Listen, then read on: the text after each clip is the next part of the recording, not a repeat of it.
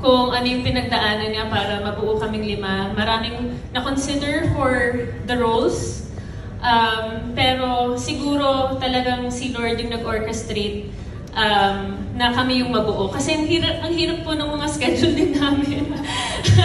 parang ang surreal pa rin isipin na kasama ko sila sa pelikula na to kasi hindi to normal na nangyayari.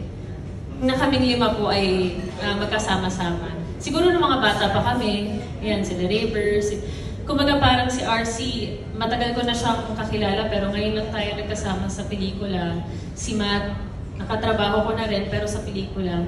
So, sobrang proud po ako dito sa pelikula na to. And I'm also proud kay Darren Mike Sandejas kasi napaka-personal po ng kwento na to sa kanya. Kung matatanong niyo po siya, matagal niya na po itong naisulat. Pero ngayon, may ibang meaning na ang pelikulang ito. At sana po yung meaning na yun ay mangusap din po sa inyo pag napanood nyo. Iiyak din daw po ba kayo? Ayan na po, yung konsepto na, ito si Ian, perfect siya sa character ni June. Ayan. So, can you tell us more about it? This story, I was developing this before the pandemic. I was supposed to do this with another company. Hindi lang natuloy, tapos tumama yung pandemic. I was developing this with Rian. So we and I were working on this project already before the pandemic. With regards to the others, the one that you can give credit to for the best of the cast really is Mama Rose, our line producer. So, tamang sasagot yung Mama na yan, si Mama Rose. Iyak ka direct eh, kaya iyak yan. Well, iyakin yan.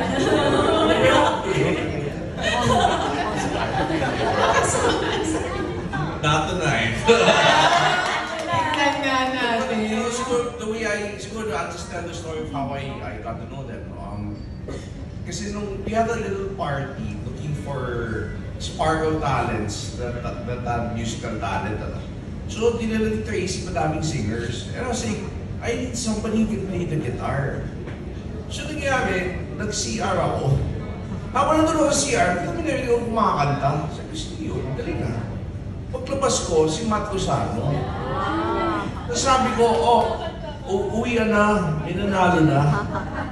So, Matt was, actually, I wasn't sure if Rian was going to be on board. So, technically, Matt was the first one casted. Then, Glyza, we found out about Glyza, and Glyza said yes. Actually, she said no first. Then she said yes. Then we were shooting her scenes. Yeah, we were shooting the scenes without knowing who would be playing June, Carla, and Reggie. Wala pa, di ba? Nag-shoot na tayo, di ba? Si Carla lang, alam na namin pala yung si kay RC, no? Tapos, alam na kay RC, pumunta ako ng cornerstone. Sabi sa akin, Mama Rose, i-pitch po kay RC. Di pagdating doon, di syempre pitch galore ako. No? Parang kailangan mo, busy ko si RC Munoz, nakabit ang role na to.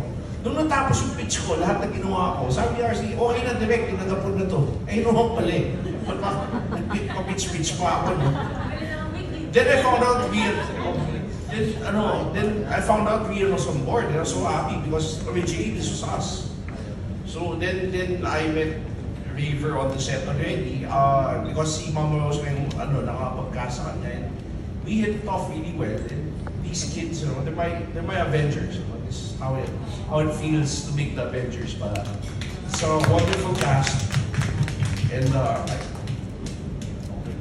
may taga-bulog na sa akin.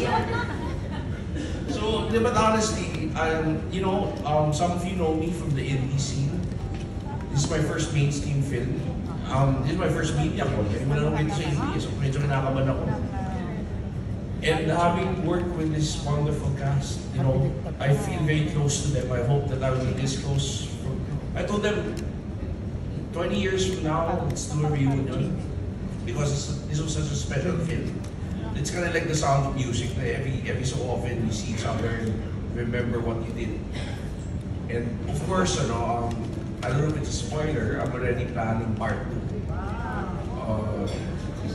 Pero it all depends if we actually do really well. Kasi kailangan namin ng pera para gawin yung part 2. So please help us promote this so that it will be a blockbuster. You know? So And palay mo kung blockbuster siya, may part 3, may part 4 pa, diba? So, because, you know, we love the band, we love the characters. I will never run out of stories to tell with these characters. And hopefully we'll be given that chance to do more. That's beyond the question already, I think. Yeah. But, anyway, I'm giving this back to you. I hope it doesn't come back to me. Thank you so much, Derek Man. Well,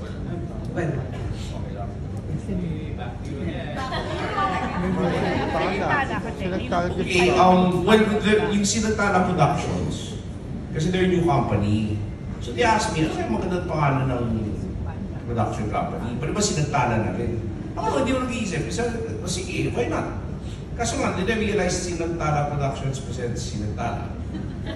But then, I mean, nandun eh. But I mean, it's a good name of a production company anyway. So, eventually, Sinagtala Productions presents something else, you know. So, now, why Sinagtala? It's a term, in the story, it's a term of endearment, one of the members to another member.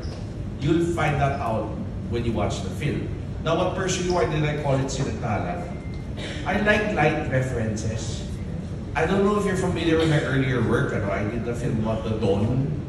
So the Dawn, tapos Sinagtala. Ganun po. Ganun lang kasimple po yun. But in the story, it's a term of endearment used by one member towards another.